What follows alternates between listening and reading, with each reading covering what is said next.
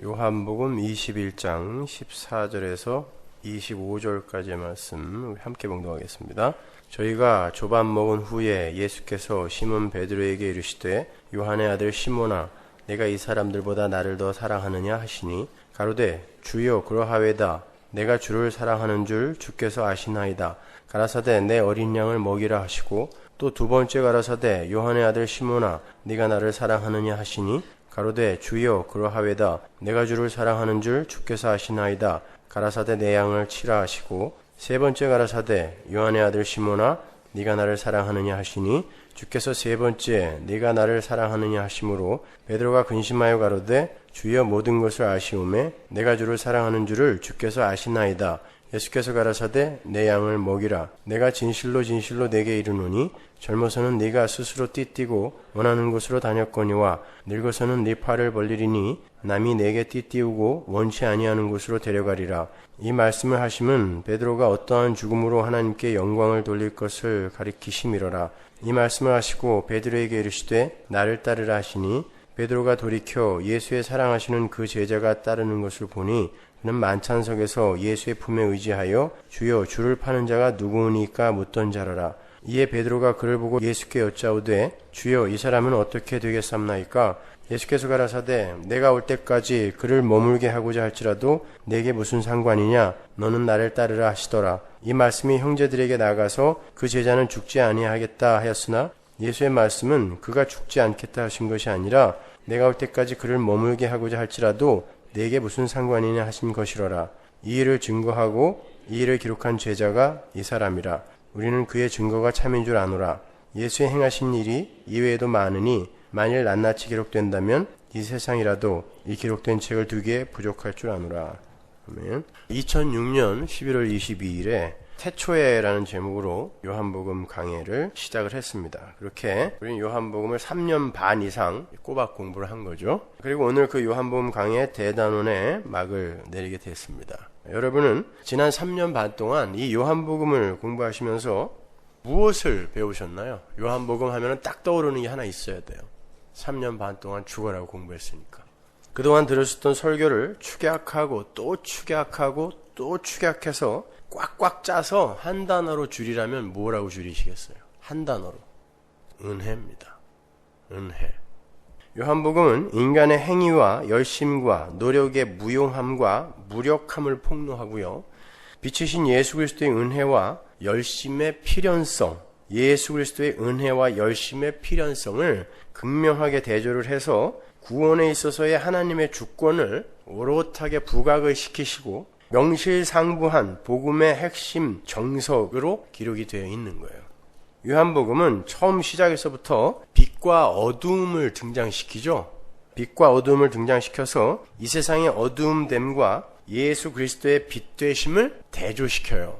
그리고 그 빛되신 예수를 알아보지도 못하고 거부하는 어두움을 빛의 능력으로, 어두움이 어떤 능력이 있어서 빛을 자각하는 게 아니라 빛의 능력으로 마치 어두움이 있는 곳에 성냥불이 하나 탁 켜지면 어둠이 물러가는 것처럼 빛의 능력으로 어둠이 물러가는 그런 형국을 그려내고 있는 거예요. 그러한 그 빛 대신 예수를 알아보지도 못하고 거부하는 어두움을 빛의 능력으로 구원해내시는 하나님의 열심, 그것을 여러분이 요한복음을 통해 읽어내셨어야 합니다. 자, 몇 군데만 확인하고 가겠습니다. 요한복음 1장 5절 보세요. 빛이 어두움에 비추되 어두움이 깨닫지 못하더라. 보세요. 1장 서두부터 빛과 어두움을 극명하게 대조시켜서 어두움은 꽝, 빛이 전부, 이걸 대조하고 있는 거예요. 그래서 은혜가 이 어두움, 역사를 먹는 형국으로 그려지고 있는 거죠.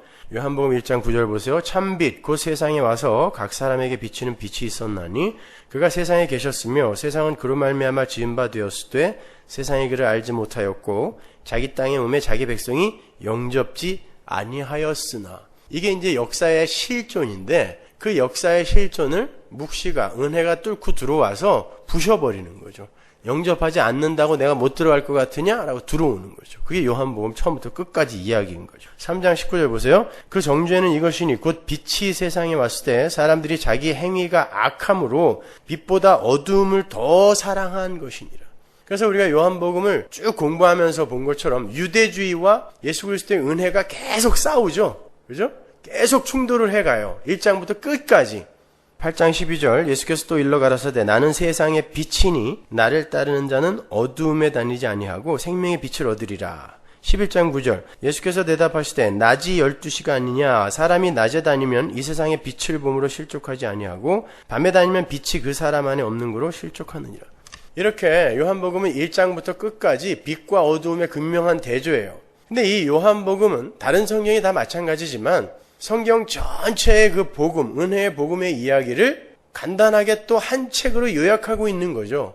이 빛과 어둠의 이야기는 창세기에서부터 나온 거예요. 창세기 첫째 날 뭐가 창조됐어요? 빛. 근데 그 빛은 뭐다? 발광체는 넷째 날 만들어지니까, 해달 별은 넷째 날 만들어지니까 첫째 날 그 빛은 뭐예요? 예수 그리스도죠. 우리가 요한복음 공부했으면 이제 그 창세기에 그 빛이 뭔지 확 나와야죠. 자, 그 빛, 첫째 날 예수님이 창조됐다는 뜻이 아니라 그 첫째 날은 첫째 날, 둘째 날, 셋째 날이 전부 언약, 묵시를 담고 있는 것처럼 그 첫째 날, 둘째 날, 셋째 날, 넷째 날, 다섯째 날, 여섯째 날, 일곱째 날까지의 모든 그 창조의 내역을 또 첫째 날이 뭉뚱그려 묵시화하고 있는 거죠. 그러니까 빛이라는 것이 어두움을 분별해내어서 어두움을 확 몰아내는 그런 안식의 나라가 분명히 올 거다가 일곱째 날 안식이거든요.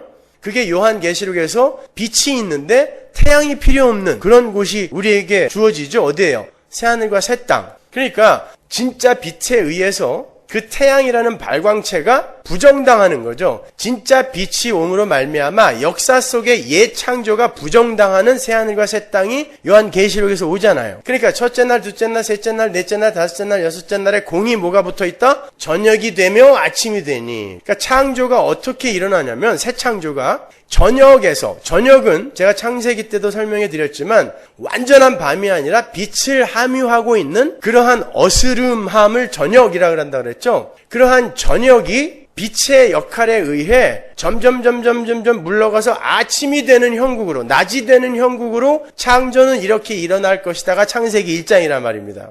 첫 창조. 그 이야기가 요한복음에서 그대로 그렇게 계시가 되고 있는 거예요. 그래서 빛이신 그분이 오셔서 어두움을 어떻게 몰아내고 저녁이 되며 아침이 되니의 그 창조의 사역을 이루어내시는가? 그것이 요한복음이란 말입니다. 그러니까 이 어두움은 뭐다? 유대주의, 인본주의를 이야기하는 거예요. 인간의 가능성을 여전히 의지하고 있는 유대주의, 인본주의를 어두움이라고 하는 거예요. 밤이라고 하는 거죠. 그러니까 그 밤을 빛이 와서 몰아내는 거예요. 근데 어떻게 몰아내냐면 어두움의 도움을 받아서가 아니라 어두움은 끝까지 어두움인데 빛이 몰아내는 거죠. 그래서 요한복음 오늘 마지막이 뭐로 끝나냐면 베드로는 모든 하나님의 백성을 총칭하는 하나의 상징이에요. 그래서 그 베드로가 끝까지 쟤는요 이렇게 끝나는 거예요.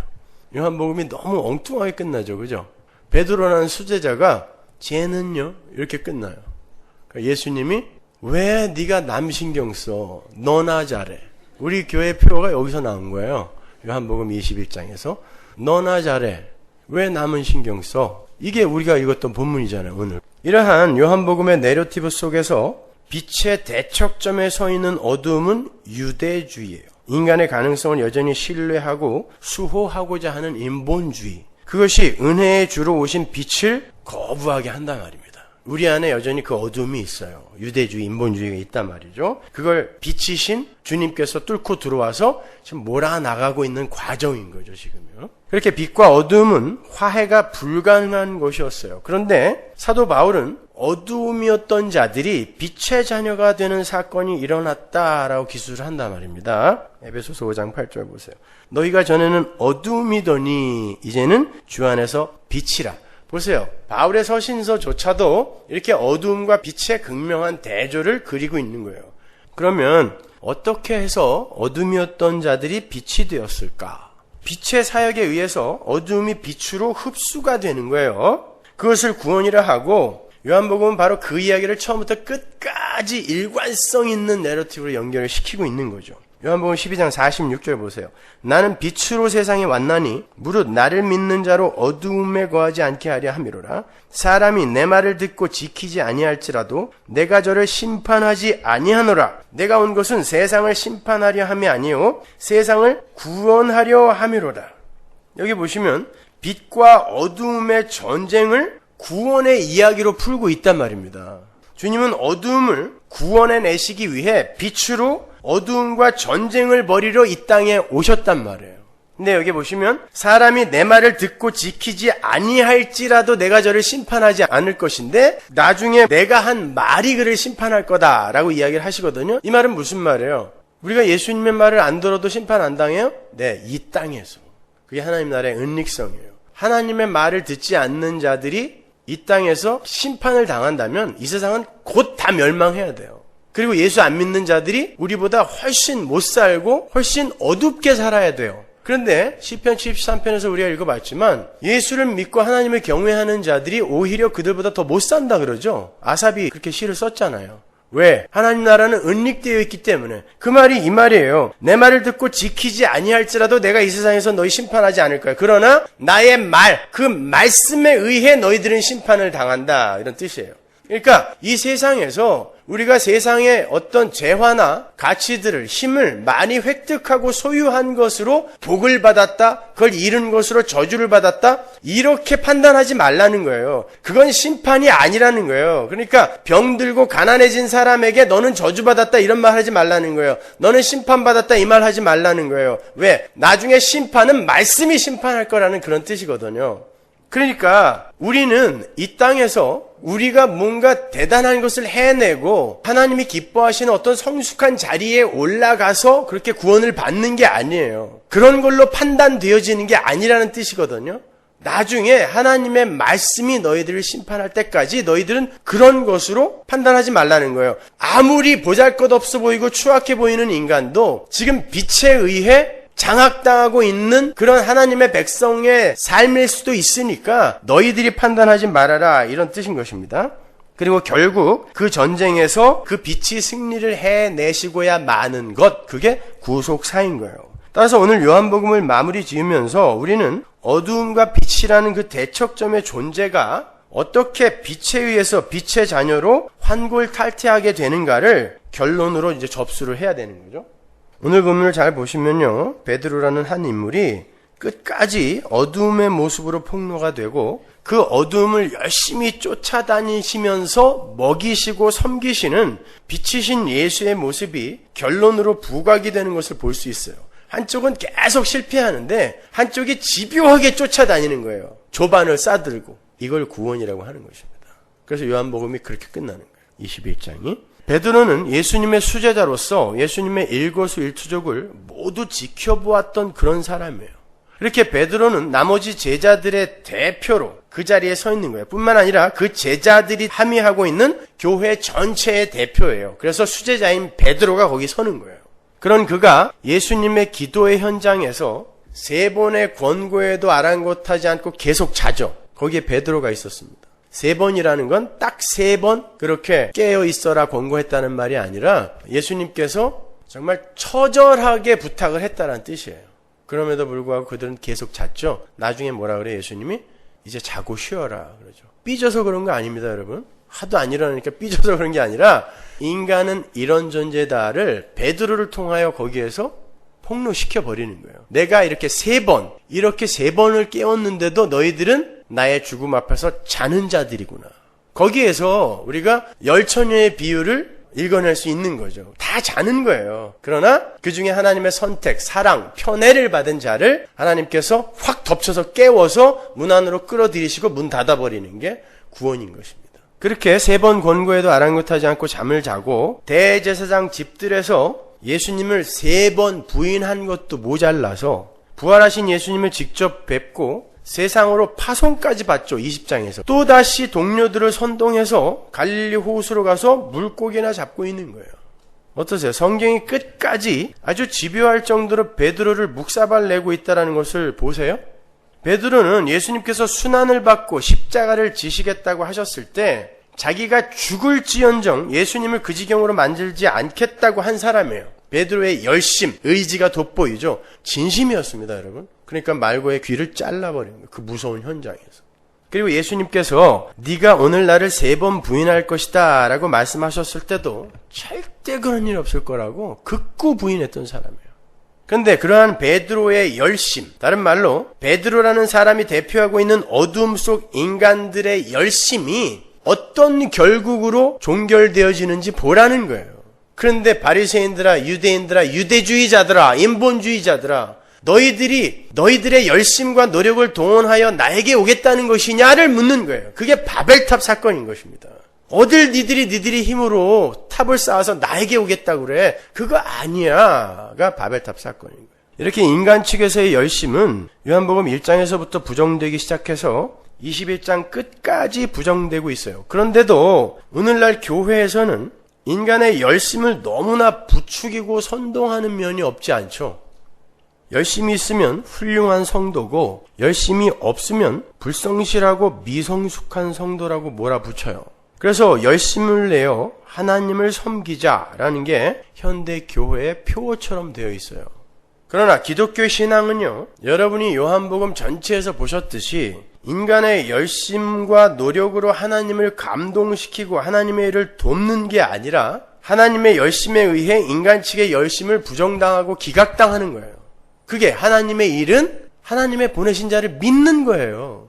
우리가 열심을 부려서 노력하여 뭘 하는 게 아니라 하나님의 보내신 자를 믿는 거라고요. 영생은 하나님과 그의 보내신 자를 아는 것이고 하나님의 일이 하나님이 보내신 자 예수를 믿는 거라는 뜻은 그 믿음의 반대편에 있는 어떤 행위로 너희들이 하나님의 일을 할 수 없다라는 뜻이잖아요. 그러니까 오히려 기독교는 인간의 열심과 노력을, 그 기특한 열심을 하나님의 은혜의 복음에 의해, 묵시에 의해 부인당하는 거예요. 공격당하는 거예요. 이걸로는 안 되는 거구나를 배우고 가는 게 기독교란 말입니다. 그래서 요한복음 전체에 흐르는 베드로의 열심과 열정이 갈릴리 호수에서 고기 잡는 것으로, 그리고 쟤는요? 라는 이 어처구니 없는 질문으로 폭로가 되는 거예요. 예수님이 어떻게 생각하셨겠어요? 저런 걸 수제자로 놔두고 내가 올라가야 되다니. 조금 아까 먹인 떡이 아깝구나 그랬을 거 아닙니까? 그것이 빈 그물로 상징화되어 나타나고 있는 거고요. 그것이 숯불 앞에 베드로의 모습으로 드러나 있는 거예요. 인간의 노력은 꽝이다라는 것입니다. 그게 이 세상 속 어두움들의 결국이고 열매인 거예요. 그러한 어두움들에게 빛이신 주님이 집요하게 찾아오세요. 그리고는 그 실패한 인간의 그 열심에 말씀을 던지세요. 빈 그물로 허덕이고 있는, 열매가 하나도 없어요. 베드로의 열심의 결론이에요, 그게. 빈 그물로 아이고 어떡하나 하고 있는데 거기에 말씀이 떨어져서 그 말씀에 의한 순종에 의해 153마리가 잡히는 거라 그랬죠. 153마리는 뭐라 그랬어요? 당시에 모든 물고기의 종류의 숫자라 그랬죠. 153마리. 그러니까 하나님의 일의 완료성, 종결성이란 말이에요. 그건 무엇로 이루어진다? 인간의 노력으로는 빈 그물이었는데 예수님의 말씀에 의해 하나님의 일이 완료되더라는 걸 보여주는 거예요. 거기에 베드로가 한 일은 아무것도 없단 말입니다. 그게 구원인 거예요. 모든 일은 하나님의 열심에 의해 시작되고 완료되어서 이루어지는 것이다 라는 것을, 그런 복음의 진리를 알기 쉬운 그림으로 보여주는 거죠. 예수님은 그렇게 실패자로 폭로가 되어버린 베드로를 부르시는데 그 호칭이 조금 이상하죠. 본문 15절 보세요. 저희가 조반 먹은 후에 예수께서 시몬 베드로에게 이르시되, 여기서는 시몬 베드로라고 해놓고 예수님이 어떻게 불렀는가를 일부러 기억하고 있어요. 요한의 아들 시몬아, 네가 이 사람들보다 나를 더 사랑하느냐 하시니 가로되 주여 그러하외다. 내가 주를 사랑하는 줄 주께서 아시나이다. 이 이야기는 예수님께서 아가페로 부르셨는데 필레오로 대답해가지고 그런 거 아니에요. 요한은 아가페 필레오라는 단어를 혼용해서 막 써요. 대단한 거 발견한 것처럼 아가페로 물어봤는데 필레오로 대답해서 나중에 필레오로 물어봤더니 필레오로 대답했다. 아니에요. 그 앞에 요한은 아가페 필레오를 계속 혼용해서 써요. 그런 이야기가 아니고 지금 예수님이 베드로를 시몬이라고 부르시죠. 분명 예수님은 요한의 이름을 1장에서 베드로라고 바꿔주세요. 직접 예수님이. 그리고 21장까지 베드로를 시몬이라고 부른 적이 한 번도 없어요. 근데 왜 굳이 여기에서 요한의 아들 시몬아라고 부르시냔 말이에요. 요한복음 1장 41절 보세요. 그가 먼저 자기의 형제 시몬을 찾아 말하되 우리가 메시아를 만났다 하고, 메시아는 번역하면 그리스도라. 데리고 예수께로 오니 예수께서 보시고 가라사대 네가 요한의 아들 시몬이니 장차 게바라 하리라 하시니라. 게바는 번역하면 베드로라. 너 이제 시몬이라고 하지 말고 베드로라 그래. 예수님이 지어줬단 말이에요. 그런데 왜 지금 굳이 숯불 앞에 베드로를 요한의 아들 시몬이라고 부르시냔 말이에요. 그 이전의 이름으로 부르시잖아요. 너 같은 놈은 내가 지어준 이름으로 불릴 자격도 없다. 그런 뜻인가요? 그건 아니겠죠. 그것을 알기 위해서는 마태복음으로 가서요, 십자가를 지시기 바로 전에 예수님이 제자들에게 하신 말씀을 살펴봐야 돼요. 마태복음 28장에서 예수님은 지금 제자들이 갈릴리 호수에서 물고기를 잡는 모습을 미리 예견하셨는데 그걸 이렇게 묘사합니다. 마태복음 26장 31절 보세요. 때에 예수께서 제자들에게 이르시되 오늘 밤에 너희가 다 나를 버리리라. 기록된 바 내가 목자를 치리니 양의 떼가 흩어지리라 하셨느니라. 이게 동그라미 치세요. 흩어지리라. 양의 떼가 흩어지리라 하셨느니라. 그러나 내가 살아난 후에 너희보다 먼저 갈릴리로 가리라. 그러니까 지금 이 갈릴리에 있는 제자들의 모습이 무슨 모습이에요? 하나님이 목자를 쳤더니 양들이 흩어져 있는 모습이란 말이에요. 그 흩어져 있는 제자들의 대장인 베드로에게 지금 시몬이라고 부르고 있어요. 그러면 이 흩어짐과 시몬이라는 이름을 들으면 퍼뜩 생각나는 게 있죠. 시몬이라는 이름이 시므온이거든요. 히브리어로. 야곱의 12 아들 중에 시므온이 아버지로부터 유언을 받는데 어떻게 될 거라 그랬죠? 흩어질 거라 그랬잖아요. 기억이 안 나시는 모양이에요. 창세기 49장 5절 보세요. 시므온과 레위는 형제요 그들의 칼은 잔해한 기계로다. 내 호나 그들의 모의에 상관하지 말지어다. 내 영광과 그들의 집회에 참여하지 말지어다. 그들이 그 분노대로 사람을 죽이고 그 혈기대로 소의 발목 힘줄을 끊었음이로다. 그 노임이 혹독하니 저주를 받을 것이요 분기가 맹렬하니 저주를 받을 것이라. 내가 그들을 야곱 중에서 나누며 이스라엘 중에서 흩으리로다. 70인용에서 같은 단어로 번역이 되는 단어거든요. 흩으리로다. 흩어지다. 시므온과 레위가 그들의 누이인 디나의 강간 사건으로 하몰의 아들 세겜을 비롯해서 그 부족들을 몰살시킵니다. 그것도 치사하게 할례받게 한 다음에 제일 아플 때 가가지고 일어나지도 못한 사람들 다 죽여버려요. 그 일로 인해서 시므온과 레위가 지금 하나님께 저주를 받고 있는 거예요. 시므온과 레위는 선악과를 따먹고 신이 되어버린, 자기가 이 세상에, 이 우주의 중심이 되고자 하는 자기들의 자존심을 챙기기 위해서 다른 이들을 향해서 아무 때나 칼을 들 수 있는 세상 모든 죄인들의 모형으로 저주받고 있는 거예요.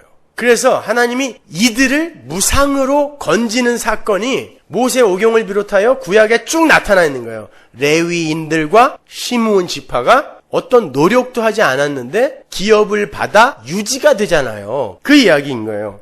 그러니까 예수님은 지금 갈릴리로 흩어져 버린 베드로를 필두로 한 불가능한 당신네 백성들 앞에서 베드로를 시므온이라고 부르심으로 하나님의 저주를 받아 갈릴리로 흩어져서 그 갈릴리라는 장소가 또한 뭐였어요? 멸시와 천대와 심판의 장소였잖아요. 예수님이 그래서 갈릴리에서 자라서 거기서 사역을 하시는 거라 그랬죠. 그리고 그 갈릴리라는 장소는 그러한 세상의 멸시 천대에 대응하여 강한 자로 설 수 없는 그런 자들이 사는 곳이라는 의미예요. 조금 이따 보시면 아시겠지만은 그러한 저주를 받아 갈릴리로 흩어져 소멸되어야 하는 운명의 시므온을 상기시키라고 그 흩어져 있는 제자들의 대장인 베드로를 시몬이라고 부르는 거예요. 그리고 그들이 갈릴리로 간 사건을 그 앞에서 하나님이 목자를 침으로 양이 흩어진다라고 이야기를 하는 거예요. 그런데요, 그렇게 시므온이 저주를 받아 흩어져야 하는 상황에서 정말 그 시므온이 흩어지게 되나요? 아니죠. 여호수아 19장 1절 보세요. 둘째로 시므온 곧 시므온 자손의 지파를 위하여, 이게 시몬이에요. 이게 그 가족대로 제비를 뽑았으니 그 기업은 유다 자손의 기업 중 것으로. 흩어져 소멸당해야 할 시므온 지파가 유다 지파의 기업을 무상으로 받아 소멸을 면하는 거예요. 여기에서 유다 지파는 누구겠어요? 유다 지파의 후손으로 오실 예수죠. 그러니까 예수의 은혜로 죽어야 할, 흩어져야 할 어떤 자들이, 시므온들이 살아나는 게 구원이다를 설명하는 거란 말입니다. 그래서 오늘 본문에 그 시므온과 유다 지파의 후손이 대척점에 딱 서 있는 거예요. 시몬아, 내가 너를 어떻게 구원하니? 네가 나의 구원 사역에 뭘 도와줄 수 있니? 없지? 그럼 어떻게 살아나야 돼? 내 은혜를 받아야지. 이걸 설명하는 거예요. 요한복음 21장 전체가 다.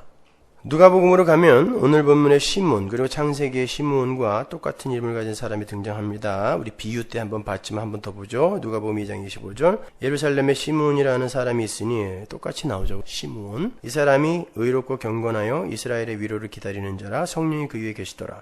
저가 주의 그리스도를 보기 전에 죽지 아니하리라 하는 성령의 지시를 받았더니 성령의 감동으로 성전에 들어가매 마침 부모가 율법의 전례대로 행하고자 하여 그 아기 예수를 데리고 오는지라 시므온이 아기를 안고 하나님을 찬송하여 가로되 주제여 이제는 말씀하신 대로 종을 평안히 놓아주시는도다. 내 눈이 주의 구원을 보았사오니 이는 만민 앞에 예비하신 것이요 이방을 비추는 빛이요 주의 백성 이스라엘의 영광이니이다 하니. 요 앞에 누가 나왔죠? 안나라는 선지자가 나오는데 그 안나의 지파가 굳이 기록되어 있죠.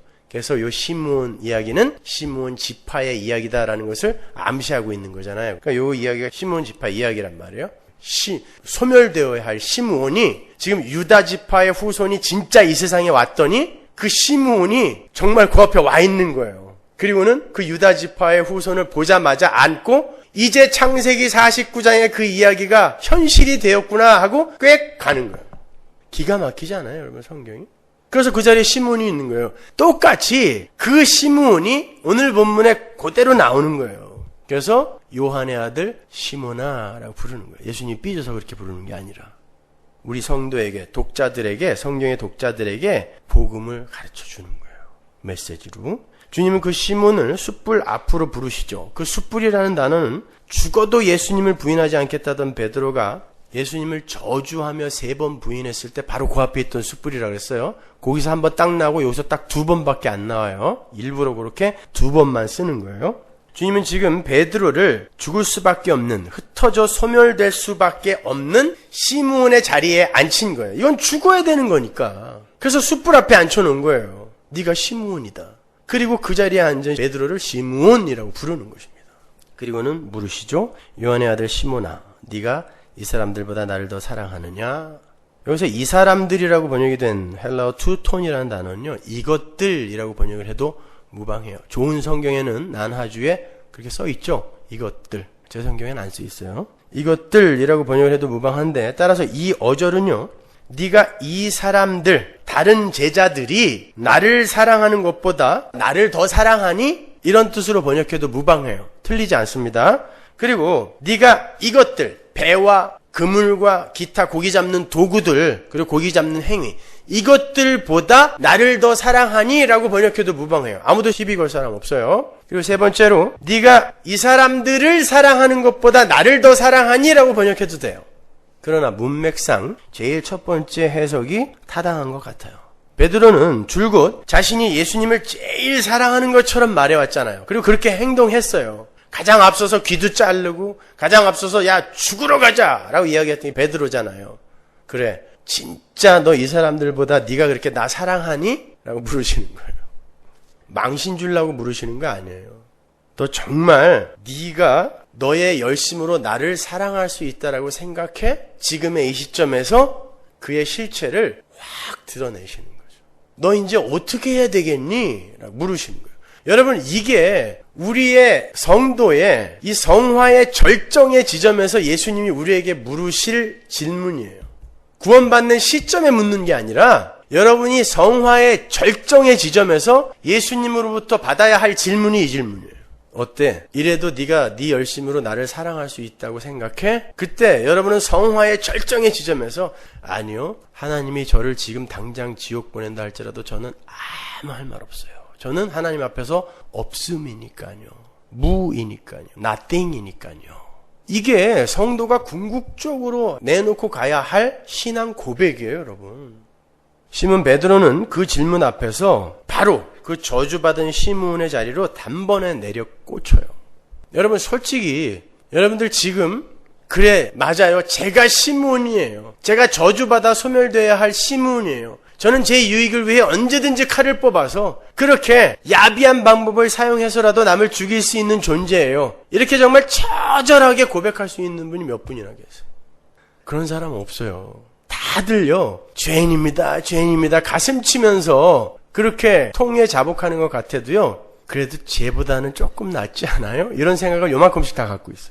여러분, 복음은, 말씀은 그 여지를 밀고 들어와서 부셔버리는 거예요. 그래서 매주 여러분은 제 말씀을, 설교를 들으면서 해도 너무하지, 이제 그나마 요만큼 갖고 있는 거 그것도 아니라 그러면 그럼 나는 뭐냐, 이렇게 돼야 돼요. 야, 더 이상 신경질 나서 여기 못 앉아있겠다. 야, 그래, 다른 거 다 좋아, 이제 아니라 그래. 근데 그나마 조금 내가 그거, 내 만족, 내 가치 챙기기로 가지고 있었던 그거까지도 그거 아닐지도 모르니까 다시 뒤집어 보라고. 그러면 도대체 내가 뭘 의지하고 사냐, 이런 생각이 여러분에게 드셔야 돼요. 그때까지 하나님의 말씀은 여러분을 계속 공격해 들어가야 돼요. 시므온의 자리로, 숯불의 자리 앞으로. 그래서 나는 하나님의 은혜가 아니면, 내가 예수를 믿는 믿음이 아니면 그 어떤 행위로도 절대 구원에 이를 수 없구나, 행복에 이를 수 없구나를 깨달아야 되는 게 신앙생활이에요. 여러분, 대단한 거 없어요. 무슨 열심과 노력을 내놓아서 하나님께 칭찬받으려고 하지 마세요. 베드로 앞에는 숯불이 놓여 있고 예수님의 그 사랑 확인의 질문이 3번에 걸쳐서 이어져요. 뭘 상기시키는 거죠? 대제사장의 뜰에서 예수님을 3번 부인했던 그 사건을 상기시키는 거예요. 그것을 아는 베드로가 선뜻 대답을 할 수 있었겠어요? 3번 예수님이 계속 묻고 계세요. 자기는 3번 저주하여 부인했거든요. 근데 예수님이 분명 다 아시면서 자기를 돌아봐서 봤단 말이에요. 눈이 마주쳤단 말이에요. 근데도 그걸 왜 물어보냔 말이에요. 베드로는 네, 그럼요. 바로 얼마 전까지는 그럼요, 난 목숨을 내놓고라도 당신을 사랑할 거예요, 쫓아갈 거예요, 그랬는데 여기서는 한풀 확 꺾이죠. 네 라고 대답은 하지만 내가 당신을 사랑하는 줄 당신이 아시잖아요 라고 그 질문에 대한 대답을 주님께로 떠넘기는 것입니다. 자기가 대답 안 하는 거예요. 단서를 하나 붙이는 거죠. 네, 그럼요. 그런데 주님, 제가 주님 사랑하는지는 주님이 아시지 않나요? 이렇게 묻는 거예요. 내가 주님 사랑하는 걸 주님 알지 않습니까? 따지는 게 아니라 내가 주님 사랑하는 건 주님이 아시지 않습니까? 라고 대답을 주님께 떠넘기는 것입니다. 자신이 없는 거예요, 이제. 여러분, 성도는 그 자리로 가는 거예요. 나는 목숨을 걸고 주님을 사랑하는 자가 되었습니다를 고백하는 게 성도의 신앙생활의 성화가 아니라 점점 여러분 자신이 없어져야 돼요. 그 자신이 없어지는 자리로 하나님의 은혜가 능력으로 와서 쌓안고 가는 거예요. 빛이 와서. 근데 점점 기고만장해지고 점점 자신이 있어져. 어떻게 된 게. 아니에요, 여러분. 성도는 그렇게 자신 있는 자리로 내려가는 게 아니에요. 주님은 3번이나 연거푸 네가 나를 사랑하느냐 물으셨어요. 3번째 질문에서 베드로가 뭐라고 대답하죠? 근심하여 가로되 그래요. 엘루페테, 그 근심하여라고 번역이 된 엘루페테라는 단어는 고통스러워하다라는 뜻이에요. 슬퍼하다, 고통스러워하다, 미치겠는 거예요. 나는 사랑하는 줄 알았는데 그게 이제 나에게 확신이 없어졌어요. 어떻게 된 게. 그러니까 고통스러워 죽겠는 거예요. 예, 인간 측에서의 이 사랑의 격발은 이렇게 하나님의 은혜 앞에서 묵사발이 되는 거예요. 자신 있었어요. 목숨 바칠 자신 있었는데 삶을 살다 보니까 점점 나는 아니올시다가 밝혀지는 거예요. 난 이거 먼지구나, 티끌이구나, 나띵이구나가 계속 밝혀지는 거예요. 그러니까 나중에 주님 앞에서는 주님이 저를 사랑하시지 않으면 제가 과연 주님을 사랑할 수 있을지 저는 모르겠습니다. 이런 자리로 내려가는 거예요. 이게 바로 신앙의 여정 속에 있는 성도의 실존인 거예요. 그런데요, 재미있는 건 지금부터가 중요한 거예요. 베드로가 확신 있는 대답은 아니었지만 계속해서 네, 주님, 제가 주님을 사랑하는 것을 주님이 아십니다 라고 사랑 운운하고 있다라는 거예요. 뻔뻔스럽죠, 그죠? 정말 뻔뻔스러워요. 베드로가 무슨 배짱으로 그 상황에서 자신은 주님을 사랑한다라는 고백을 할 수 있었던 것일까요? 베드로는 사랑이라는 게 자기 쪽에서 격발되고 생산되어 나오는 것이 아님을 그 시점에서 안 거예요. 우리는 여기에서 사랑이라는 것의 정의를 새롭게 내릴 수 있어야 돼요. 지금부터 여러분이 갖고 있는 사랑에 대한 개념은 싹 비우세요. 막 애틋하고 그립고 무엇이든 다 해주고 싶고 근데 지금 죽이고 싶고 그건 사랑 아닙니다. 감정에 의해서 수시로 변화되는 건 사랑 아니에요. 근데 우리가 알고 있는 사랑은 그런 거죠. 그죠? 성경이 말하는 사랑은 절대 그런 거 아니에요. 분명 지금까지 베드로에게서 나온 행위들은 우리가 정의하고 기대하고 있는 그런 종류의 사랑의 행위는 아니었어요. 근데 예수님이 내가 주님을 사랑하는 줄 주님이 아십니다라고 대답했을 때 입에 침이나 바르고 얘기를 해라 이놈아 이렇게 얘기 안 했어요. 그래 맞아. 수긍해 준 겁니다 여러분. 예수님이 부인하지 않았다니까요. 베드로는 예수님을 사랑하고 있었어요. 근데 그 사랑이 어떤 사랑인지 한번 보시란 말이에요. 우리가 정의하고 있는 사랑은 나의 의지를 발동해서 죽음을 무릅쓰고서라도 그 사랑하는 대상을 위해 헌신을 하고 용납을 하고 보듬어 안아주는 등의 행위로 나타나는 것을 말해요. 물론 그러한 것은 사랑의 여러 국면 중 한 국면일 수 있어요. 그러나 전체는 아닙니다. 베드로는 예수님의 공생애 내내 예수님을 실망시켰고요. 예수님을 저주하며 부인했으며 가장 중요한 순간에도 잠만 자는 등 예수님을 배신했단 말이에요. 근데 그게 사랑입니다. 베드로가 도대체 무슨 배짱으로 나는 주님을 사랑한 것입니다 라고 이야기를 했는지 여러분도 이해를 하고 왜 나는 예수를 믿고 이렇게 하나님을 사랑하는 마음이 나오지 않지? 이런 질문을 하는 여러분을 혼내줘야 돼요. 그런 질문은 하는 게 아니에요. 솔직히 마음속으로는 다 한 번씩 그런 생각 가져보셨죠? 아니 하루에도 12번씩. 뭘 그렇게 우리가 하나님을 대단하게 사랑합니까? 보이지도 않는 하나님을. 거짓말이지. 안 사랑해요. 다 알아요 저는요. 안 사랑해요. 인간은 보이지 않는 하나님을 사랑할 수가 없어요. 눈에 보이는 자기 자식 새끼에게도 지속적인 사랑을 줄 수 없는 게 인간인데 보이지 않는 하나님을 한순간도 사랑하지 않은 적이 없다고요? 거짓말하지 마세요. 그 사람은 예수님이거나 정신병자예요. 둘 중에 하나. 사랑은 우리에게서 그렇게 격발될 수가 없어요. 그래서 사랑은 그렇게 겉으로 나타나는 현상이기 이전에 언약적 관점에서 이해를 해야 되는데 주님은 요한복음 14장과 15장 등에서 당신을 사랑하는 자들의 전제와 근거를 이렇게 말씀하셨어요. 요한복음 14장 15절 보세요. 너희가 나를 사랑하면 나의 계명을 지키리라. 자, 예수님이 여러분에게 지금 이 시점에서 얘야, 너 정말 나 사랑하니? 라고 물으셨다고 해보세요. 그럼요. 제가 주님 사랑하죠. 우리 전부 그렇게 대답하고 싶죠? 그때 그래? 네가 나를 사랑한다면 너는 지금 내 계명을 다 지키고 있어야 되는데 여기서는 다 자신 없어요. 그런데 분명히 예수님이 말씀하세요. 너희가 나를 사랑하면 나의 계명을 지킬 거야. 14장 21절 보세요. 나의 계명을 가지고 지키는 자라야 나를 사랑하는 자니 나를 사랑하는 자는 내 아버지께 사랑을 받을 것이요 나도 그를 사랑하여 그에게 나를 나타내리라. 베드로가 무슨 계명을 지켰어요? 말이라고는 하나도 들어먹지도 않은 그런 놈인데 어떻게 나는 주님을 사랑합니다 라고 대답을 하고 주님이 그걸 수긍해 주시냐고요. 주님이 분명히 말씀하신 거잖아요.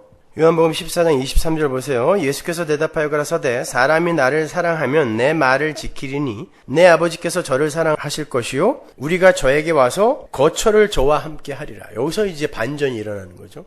사람이 나를 사랑하면 저가 내 계명을 지킬 거고 그러면 내가 저 안에 들어가 저희와 거처를 함께 할 거래요. 그런데 여러분은 지금 성령을 받았습니까? 못 받았습니까? 성령을 받았죠. 성령은 그리스도의 영이에요. 그리스도가 하나님이 여러분 안에 지금 들어와서 거처를 함께 하고 계세요? 안 계세요? 하고 계세요. 그렇다면 지금 하나님은 여러분이 하나님을 사랑해야 하고 하나님의 계명을 지켜야 하는 이 전제를 완전히 무시해버리고 먼저 거처를 삼아 들어와 버린 거죠. 그렇다면 이 전제는 어떻게 하시겠다는 거예요? 하나님이 반드시 당신이 성취해내시겠다는 뜻이란 말입니다. 그런데 어떤 방법으로 성취해내시는지를 보시란 말이에요. 요한복음 14장 25절 보세요. 내가 아직 너희와 함께 있어서 이 말을 너희에게 하였거니와 보혜사 곧 아버지께서 내 이름으로 보내실 성령 그가 너희에게 모든 것을 가르치시고 내가 너희에게 말한 모든 것을 생각나게 하시리라. 자, 요렇게 해서 성령이 지금 우리에게 오셨는데 우리가 계명을 지키지도 않았고 하나님을 사랑하지도 않았고 주님을 사랑하지도 않았는데 일단 우리가 하나님의 거처가 됐어요. 마태복음 5장 17절 보세요. 어떻게 그 조건이 충족됐는지. 내가 율법이나 선지자나 폐하러 온 줄로 생각지 말라. 폐하러 온 것이 아니요 완전케 하려 왔다. 완전히 지키러 왔다는 뜻이에요. 그러면 그 계명, 율법은 누가 지킨 거예요? 예수님이 지켜서 우리에게 거저 전가시켜 준 거예요. 그 이후에 우리가 지켜내야 할 율법이 있다 없다? 없다. 그러면 만약에 여전히 우리가 지켜야 할 율법이 있다라고 주장한다면 예수님의 그 십자가 사역의 완료성을 부정하는 거예요. 그래서 예수님을 욕되게 하는 거다라 그러죠. 사도 바울이. 없어요. 그래서 여러분은 절기를 안 지켜도 되고요. 부활절, 성탄절 이런 거 안 지켜도 돼요. 그거 왜 살아서 부활하셔서 나와 함께 있는 분을 자꾸 제사 지내요? 그 부활절이고 성탄절이고 제사 지내는 거예요, 여러분. 왜 그런 걸 하고 있습니까? 살아서 나와 함께 있다며 살아있는 분을 자꾸 뭘 기념을 해줘봐요. 이게 나 지금 죽이려고 그러는구나 이러지. 살아서 나와 동행하고 있는데 뭘 기념해줘 자꾸. 11조 계명이에요, 아니에요? 계명입니까, 아닙니까? 계명이에요. 이거 지켜야 돼요, 안 지켜야 돼요?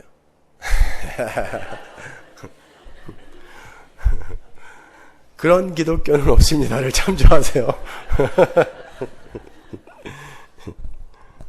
그렇게 주님이 계명을 다 지켜서 온전히 지켜서 완전케 지켜서 우리에게 전가시켜 줘 버렸어요. 그럼 계명을 지킨 자는 어떻게 된 거라 그랬어요? 주님을 사랑하는 자라 그랬잖아요. 조금 아까 예수님이. 그러면 여러분은 지금 주님을 사랑하는 자예요, 아니에요? 사랑하는 자인데 어떻게 사랑하는 자예요? 하나님의 사랑 안에 들어있는 자로서 그의 사랑에 의해 끌려가는 그 행위가 하나님을 사랑하는 행위인 거예요.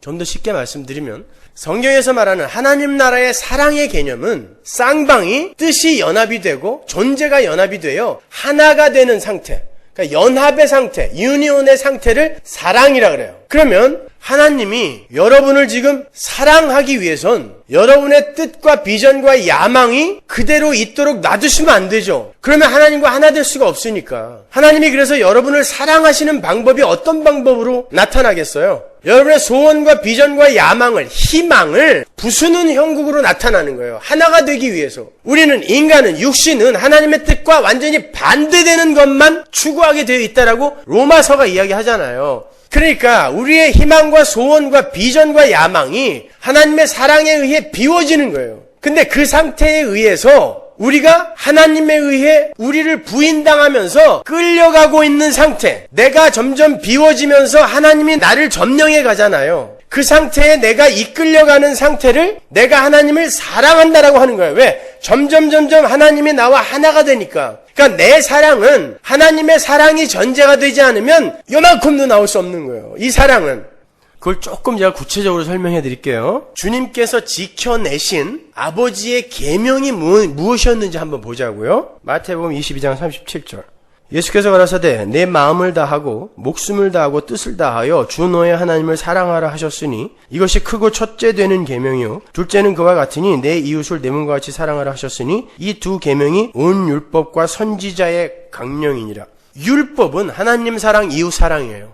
한마디로 하나님 사랑 이웃 사랑. 이 하나님 사랑 이웃 사랑이 완료로 쳐들어오게 될 때 그 세목의 율법은 딱 사라지는 거예요. 진짜 빛이 올 때 태양이 필요 없는 것이 되듯이. 자, 주님께서 그 계명을 어떻게 지키셨는지 보세요. 빌립보서 2장 5절. 너희 안에 이 마음을 품으라 곧 그리스도 예수의 마음이니 그는 근본 하나님의 본체시나 하나님의 명령을 받고 하나님과 동등됨을 취할 것으로 여기지 아니하시고 오히려 자기를 비워 종의 형체를 가져 사람들과 같이 되었고 사람의 모양으로 나타나셨음에 자기를 낮추시고 죽기까지 복종하셨으니 곧 십자가에 죽으심이라.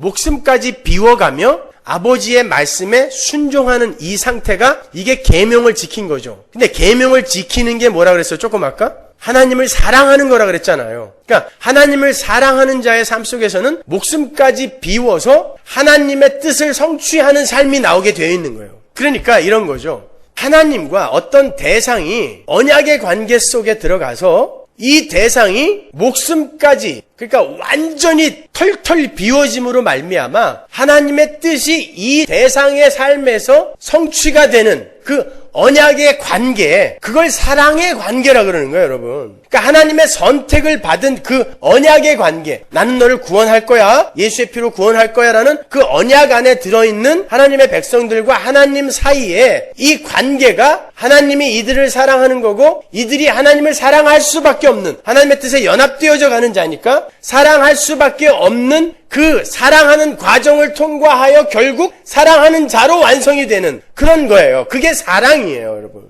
요한복음 17장 21절 보세요. 아버지께서 내 안에 내가 아버지 안에 있는 것 같이 저희도 다 하나가 되어 우리 안에 있게 하사 세상으로 아버지께서 나를 보내신 것을 믿게 하옵소서. 내게 주신 영광을 내가 저희에게 주었사오니 이는 우리가 하나가 된 것 같이 저희도 하나가 되게 하려 함이니이다. 곧 내가 저희 안에 아버지께서 내 안에 계셔 저희로 온전함을 이루어 하나가 되게 하려 함은 아버지께서 나를 보내신 것과 또 나를 사랑하심 같이 저희도 사랑하신 것을 세상으로 알게 하려 함이로소이다. 하나님 아버지께서 예수를 사랑하신 것 같이 저희도 사랑한다 그래요. 근데 하나님 아버지가 예수를 사랑해서 어떻게 했어요? 십자가에 매달아 죽였단 말입니다. 그러면 그 사랑과 똑같이 여러분을 사랑하신다는 건 어떻게 하시겠다는 거예요? 십자가에 매달아 죽이겠다는 뜻입니다. 근데 그 죽음에 하나님 맞아요. 하나님 저 지옥 보내도 아무 할 말 없어요 라고 매달리는 걸 하나님 사랑이라고 하는 거란 말이에요. 그 지점으로 끌려가는 상태를 하나님을 사랑하고 있는 상태예요.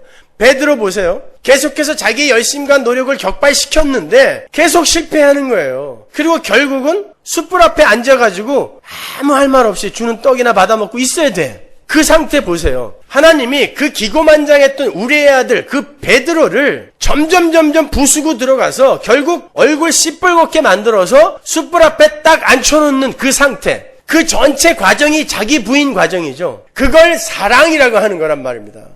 베드로가 자기가 점점 부인이 되어갖고 제가 어떻게 하나님을 사랑하겠어요. 그런데 하나님이 저를 이렇게 끝까지 조반까지 챙겨서 찾아오시는 사랑으로 사랑하시니 어떻게 제가 하나님의 그 사랑에 반응하지 않을 수 있겠습니까? 저 하나님 사랑해요. 주님이 아시잖아요. 라고 대답하는 거예요. 그게 사랑이에요. 그 낮은 지점으로 뚝 떨어져 버리는 거.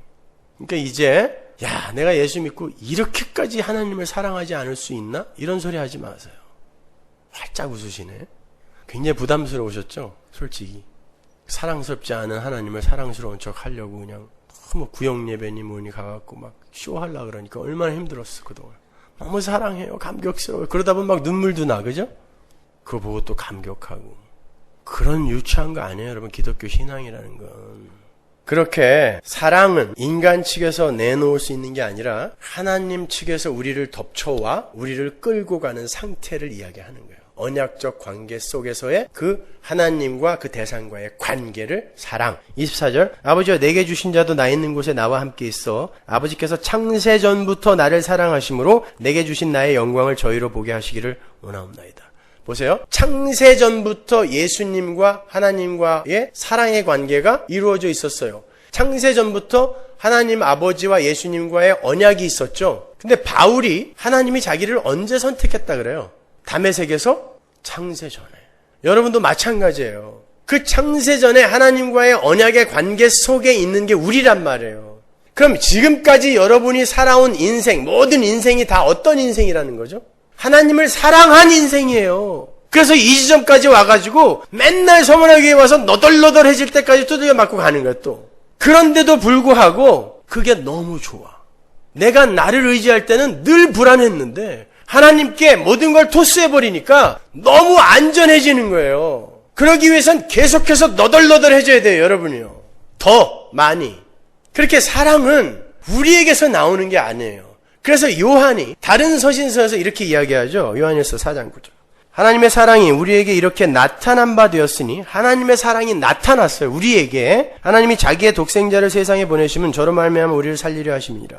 사랑은 여기 있으니 우리가 하나님을 사랑한 것이 아니요 오직 하나님이 우리를 사랑하사 우리 죄를 위하여 화목제로 그 아들을 보내셨음이니라. 사랑은 그거 하나예요. 일방적 사랑. 근데 그 사랑에 의해 우리가 내 마음을 다른 데 주고 있던 그 상태에서 마음을 걷어들여 하나님께로 옮기게 되는 거예요. 다른 걸 이제 믿을 게 없으니까 예수만 믿는 자로 변해가는 거예요. 그걸 하나님이 사랑이라고 쳐주는 거예요. 왜? 점점 연합이 되는 상태이기 때문에. 그래서 사랑은 우리가 사랑한 것이 아니요 하나님에게로부터 나온 것이다라고 이야기하는 거예요. 요한이요.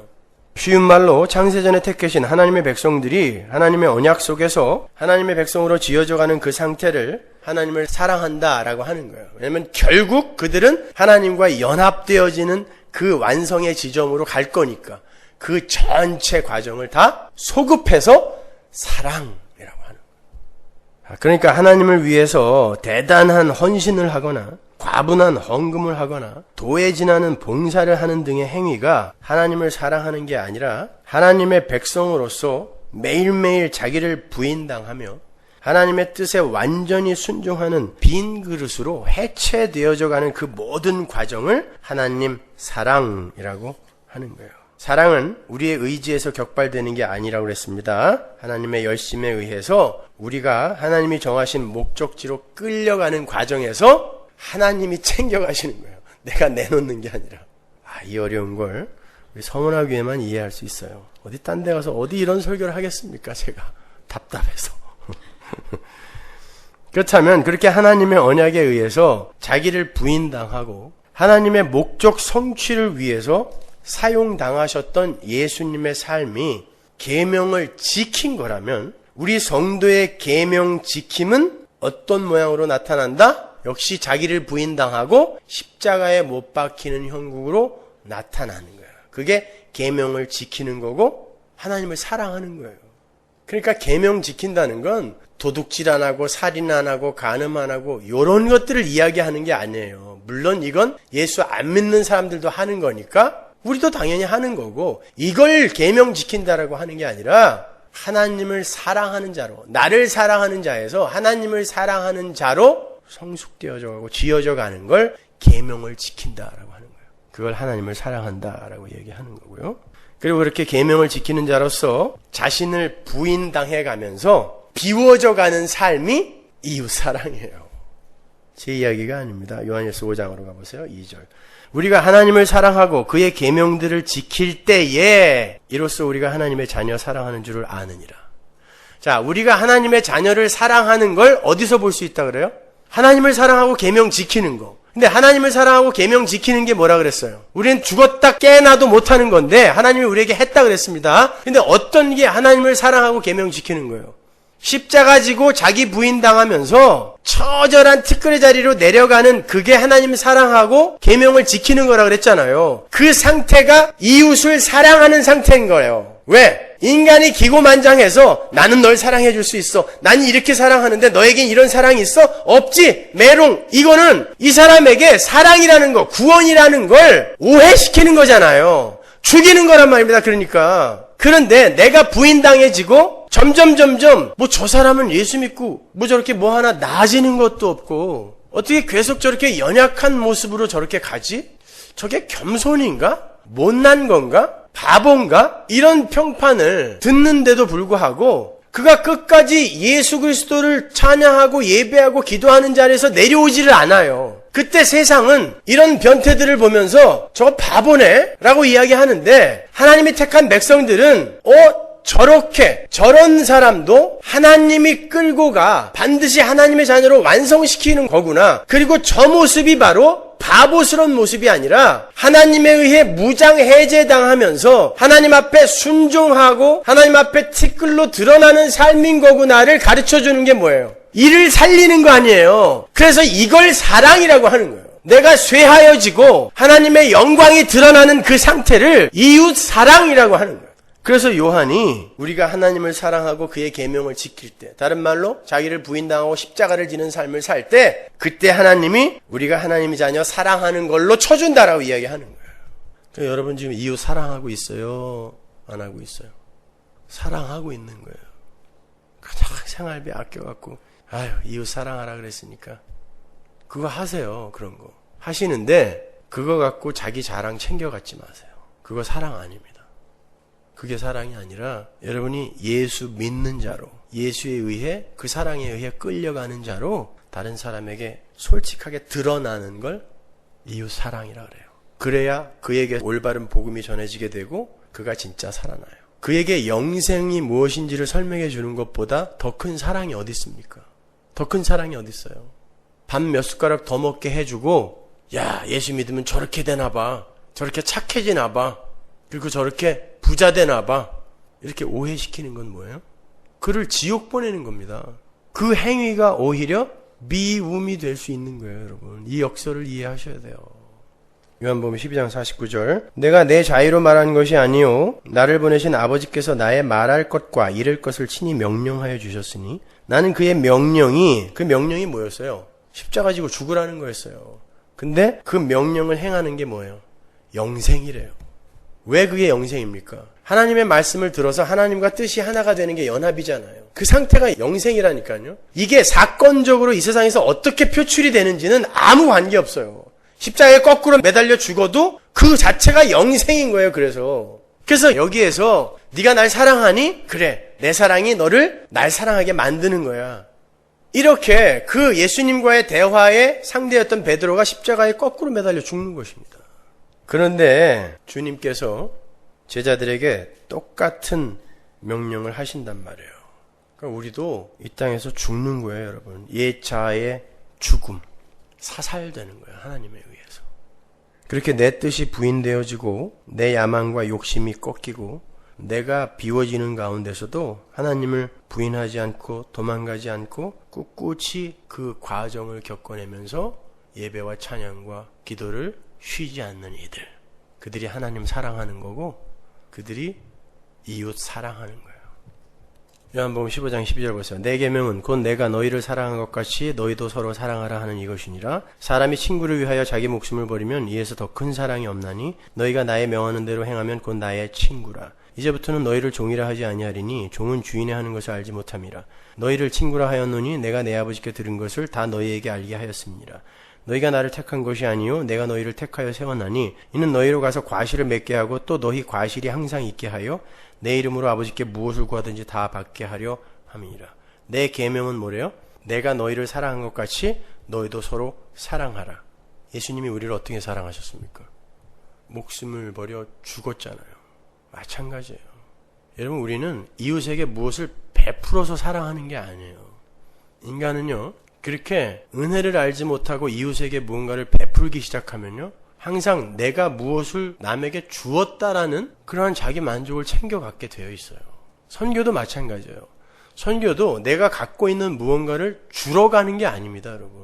전도라는 건 밥 얻어먹은 거지가 밥이 있는 곳을 알려주는 거예요. 내가 그 밥 갖고 가는 게 아니라. 마찬가지예요.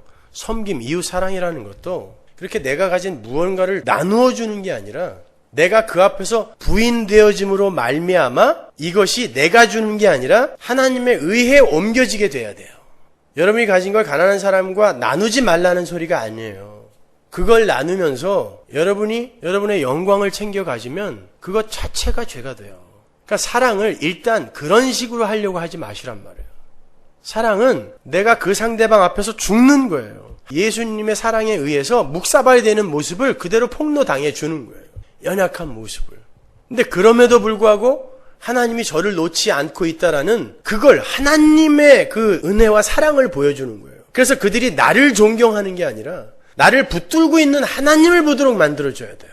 대부분 우리는 우리의 잘남을 다른 이들에게 자랑하고 싶어 한단 말입니다. 그래서 나는 기도도 하루에 몇 시간씩 하고요. 성경도 일주일에 뭐 몇 장씩 읽고요. 그거 왜 얘기해요, 괜히? 너는 못하지? 그러는 거죠, 지금. 나는 하고 있는데. 이렇게 이웃 사랑이라는 건 나는 주님의 죽으심으로 주님의 친구가 될 수밖에 없었다. 내가 주님을 위해서 뭘 해드려서 내가 주님의 친구가 될 수 있었던 게 아니라 주님이 죽으심으로. 왜? 여기서 나오잖아요. 사랑하는 건 친구를 위해 목숨을 버리는 거라 그랬는데 그건 예수님밖에 할 수 없는 거니까 그 예수님에 의해 내가 친구가 된 것처럼 그 친구가 되었다라는 걸 다른 이들에게 알려주는 거예요. 나는 예수에 의해서 예수의 사랑받는 자가 되었다. 그게 내가 이웃을 사랑하는 거란 말입니다. 이렇게 이웃사랑이란 건 여러 가지 기특한 행위를 해서 난 당신을 이 정도로 사랑해줄 능력이 있습니다를 보여주는 게 아니라 난 당신을 사랑해줄 능력이 없습니다. 그런데 이러한 나를 목숨 바쳐 사랑해주는 분이 계십니다. 그래서 난 그분의 사랑을 받고 이렇게 성도가 되었습니다를 보여주는 거죠. 그게 바로 생명의 본체이신 예수를 소개하는 거예요.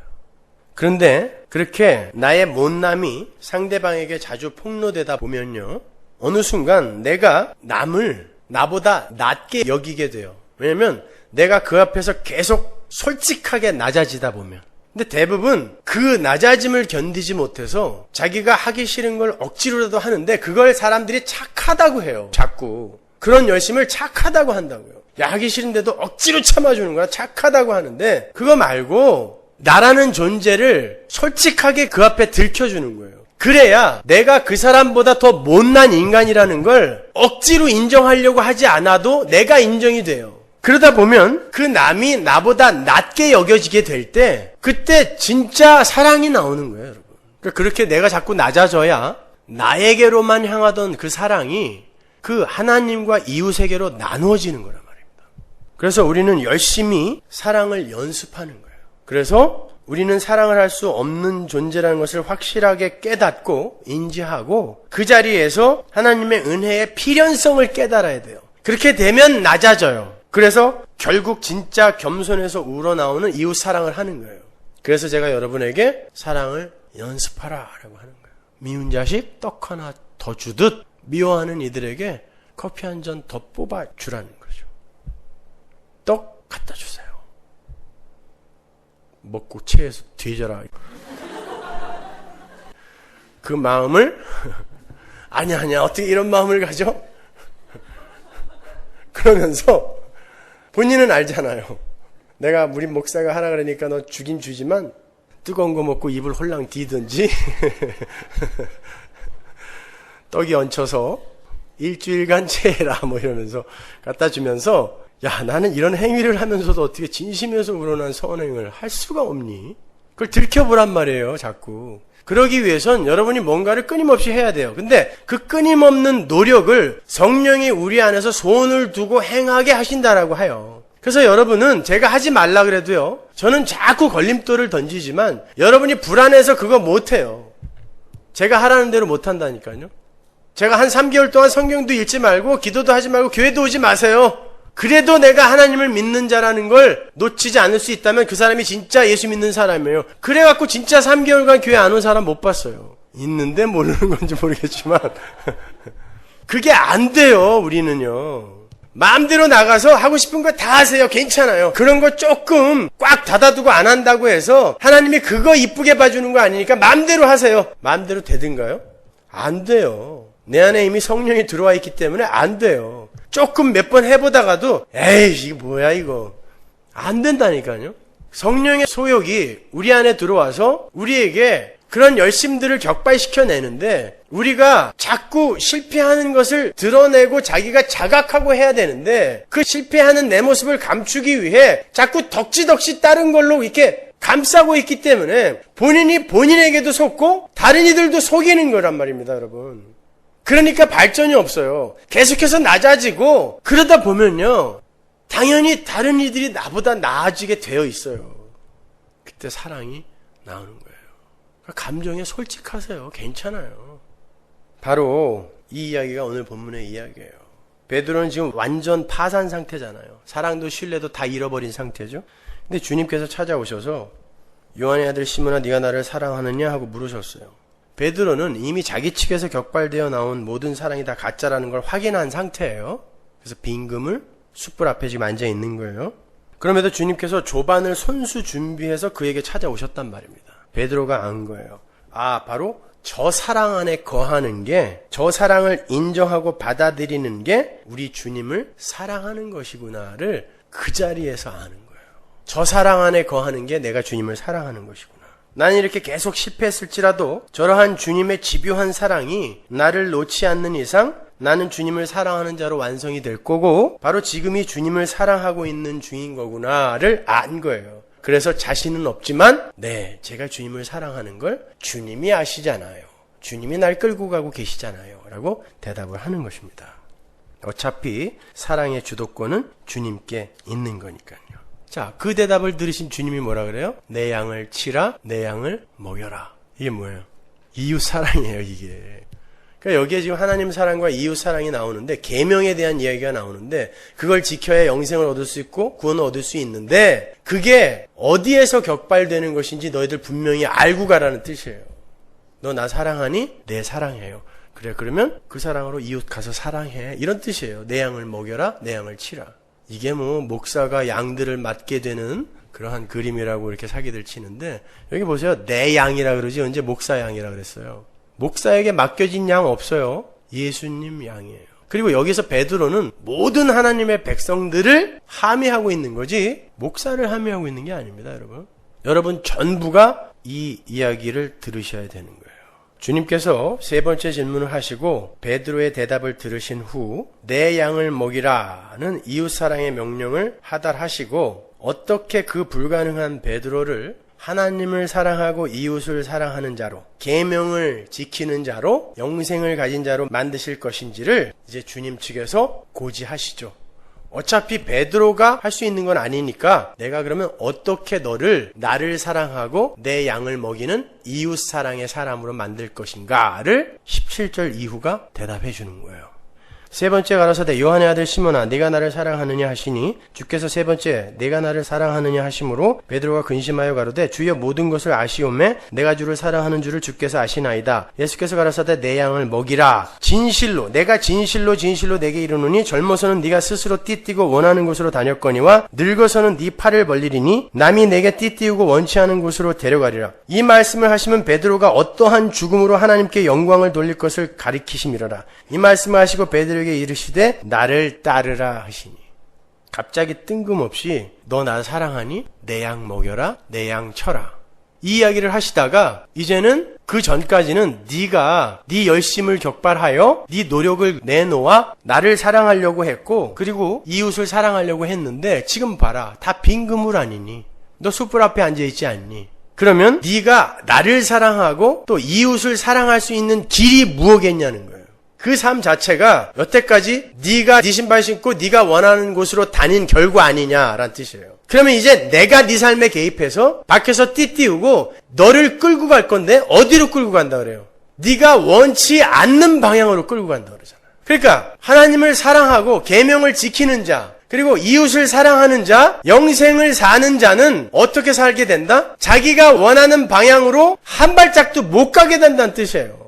우리가 원하는 방향은 전부 내 영광을 챙기려고 하기 때문에 뭐 이웃을 돕는데도 그냥 삐까번쩍하게 TV 카메라 앞에서 도와야 되고 절대 알리지 마세요. 그런데도 진짜 안 알리면 삐지고 말이죠. 뭐 이런 식으로 착한 일들을 내어놓는데 그건 내 신을 신고 내가 가고자 하는 방향으로 가는 거예요. 그런데 하나님이 어떤 식으로 착한 일을 시키냐면 이웃사랑을 하나님 사랑을 시키냐면 내가 원하지 않는 방향으로 하나님을 사랑하게 시키고 이웃을 사랑하게 시킨다는 거예요. 전혀 티가 나지 않는 방향으로 방법으로. 그러니까 예수 믿는 거 힘든 거예요 여러분. 티도 안 나. 미움받아. 핍박받아. 모함당해. 이해도 안 해줘. 왕따 당해. 근데 예수 믿는 게 누가 이렇게 쉽다 그래요. 겨자씨라니까요. 누룩이라니까요. 감추어져 있단 말입니다. 천국을 사는 이들이 천국이잖아요. 그 천국이 감추어져 있는데 어떻게 우리가 나의 일을 드러내어 칭찬을 받아요? 나의 행위를 드러내어 사랑을 받아요? 그렇지 않습니다, 여러분. 그래서 진짜 복음을 올바로 이해한 교회는요, 다소 차가워 보여야 돼요. 우리 교회가 잘하고 있다는 뜻은 아니에요. 좀 따뜻해지세요, 제발. 그러나 사람의 비위를 맞추기 위해 억지로 그 사람들의 기분을 맞춰주고 하는 건 진짜 사랑 아니에요. 진짜 사랑은 그들이 조금 아파할지라도 하나님의 나라로 이끄는 걸 진짜 사랑이라 그래요. 지금 조금 사이가 안 좋아져도 괜찮아요. 그렇지만 그들이 하나님 나라에 가는데 내가 도움이 되어야 그걸 진짜 사랑이라고 하는 거예요, 여러분. 주님을 위해서 자신을 부인당하고 계명을 지키는 자로, 주님을 사랑하는 자로, 이웃을 사랑하는 자로 그렇게 사시란 말입니다. 요한복음은 이렇게 빛이신 주님에 의해서 어두움인 세상의 실체가 폭로되고 결국 어두움이 빛 앞에서 자신의 실체를 자인하고 빛의 도움을 구하게 되는 그런 복음의 이야기를 일관성 있게 기술하고 있는 거예요. 난 아니고 예수님이 전부입니다. 이것이 요한복음의 대주제예요. 아니 성경 전체의 대주제예요. 아니 복음의 핵심이에요. 신앙생활은 나의 뜻을 내놓고 주님을 끌어당기는 게 아니라 주님에 의해 내가 끌려가는 거예요. 그래서 주님이 나를 따르라 그러는 거예요. 그 십자가의 길을 내가 너 안에 들어가서 끌고 갈 텐데 너 이제 나 따라와야 돼. 십자가의 길, 자기 부인의 길 좋아하는 사람이 어디 있어요. 그러니까 그 길 안 따라간단 말입니다. 놔두면은. 그런데 예수님이 띠띠우고 끌고 간대요. 그래서 안 따라갈 수가 없어요. 그래서 여러분이 계속 이렇게 해체되는 거예요. 부인당하는, 부정당하는 거예요. 여러분이 그나마 해놓은 착한 일 몇 개도 부끄러워서 못 내놓는 지경이 되는 거예요. 예전에는 막 딴 데서 막 자랑스럽고 막 그랬던 일들이 이제는 우리 교회에서 이렇게 얘기하기가 겁나죠. 잘 가는 거예요, 여러분, 그게. 그거 얘기했다가 또 욕이나 먹을라. 얼마나 이게 천국입니까, 이게? 자, 마지막으로 본문 20절 보세요. 베드로가 돌이켜 예수의 사랑하시는 그 제자가 따르는 것을 보니 그는 만찬석에서 예수의 품에 의지하여 주여 주를 파는 자가 누구오니까 묻던 자라라. 이에 베드로가 그를 보고 예수께 여짜오되 주여 이 사람은 어떻게 되겠사옵나이까. 예수께서 가라사대 내가 올 때까지 그를 머물게 하고자 할지라도 내게 무슨 상관이냐. 너는 나를 따르라 하시더라. 보세요. 기껏 예수님께서 너 나 사랑하니 내 양을 먹여라. 세 번이나 이렇게 이야기해주고 자 이제 됐니? 나를 따라야 돼. 이제 띠를 띠고 너 내가 데리고 다닐 거야. 그랬더니 깨끗 다 듣고 쟤는요 이렇게 끝나는 거예요. 끝이에요 이게. 이거 한번 보면 끝. 그러니까 인간은 하나님의 은혜가 아니면 이렇게 불가능한 존재다가 성경이에요 여러분. 그러니까 여러분은 예수님만 꼭 붙드세요. 그 예수님을 꼭 붙들고 있는 그 상태가 계명지키는 거고 영생 사는 거고 예수님 사랑하는 거예요. 인간은 스스로의 힘으로 하나님과 이웃을 절대 사랑할 수 없는 존재예요. 그러나 그 사실을 처절하게 깨닫기 위해서는 열심히 사랑해 보셔야 돼요, 여러분. 그리고 어느 날 진짜로 진심에서 우러나온 사랑이 그 상대방에 전해지거든. 아, 나는 계속 실패했는데 우리 하나님이 기어코 나를 낮은 자리에 끌고 내려가셔서 저 상대방을 나보다 낮게 보이게 만드셨구나. 내가 진짜 저를 사랑하게 되었구나. 그때 하나님을 찬양하는 거예요. 그러지 않고 뭐 빵 몇 개 나눠주고 나는 이렇게 이웃사랑을 실천했는데 왜 나를 모른다고 하십니까? 이 염소들이라니까요 이게. 그건 아닌 것입니다 여러분. 그런 걸 경계하라고 하는 거예요. 성도는 이렇게 이 세상 속에서 자신의 옛자를 부인당하게 되고 그 세상과 있던 옛자의 죽음을 통해서 세상에 대한 사랑을 조금씩 놓아가게 되는 거죠. 그죠? 내가 세상과 있단 말이에요. 옛자아가 옛세상에 속해 있는 거니까. 근데 하나님의 사랑을 입은 자는 이 옛자아를 부인당하니까 어떻게 돼요? 이 자아가 전부라고 생각하고 있던 세상이 점점 심심해지는 거예요. 무료해진다고. 예전에는 아파트 하나 구하기 위해서 일생을 걸고 그랬잖아요. 요즘 한국 같은 데 보세요. 인생의 목적이 아파트야. 야, 참 정말.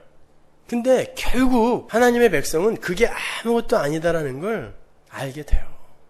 어저께 제 아내랑 그 다큐멘터리 하나를 봤어요. 뭘 봤냐면 옛날에 그 우리 같은 아파트에 살던 그 이명규 씨라는 탤런트가 쫄딱 망해서 거지가 돼가지고 찜질방에서 컵라면을 하루에 한두 개씩만 먹고 이렇게 주차 관리를 하면서 사는 모습을 찍어 온 걸 봤어요. 여러분 그분이 자기 집에서 하인만 7명을 부리던 사람이었거든요. 근데 지금 남의 신발이나 정리하고 남 주차 관리나 하면서 하루에 그 컵라면 하나 그걸 못 먹으면서 살고 있어요. 여기 집사람은 엉엉 울더라고요. 옆에서. 너무 불쌍해. 근데 여러분 우리는 우리의 현실 속에서 삶이라는 건 결국 이 역사와 인생이라는 건 결국 저렇게 끝나는 거야 라는 걸 지금 우리의 삶 속에서 경험하고 우셔야 돼요. 아무것도 아니에요 여러분. 하나님 없으면 예수 없으면 그냥 그렇게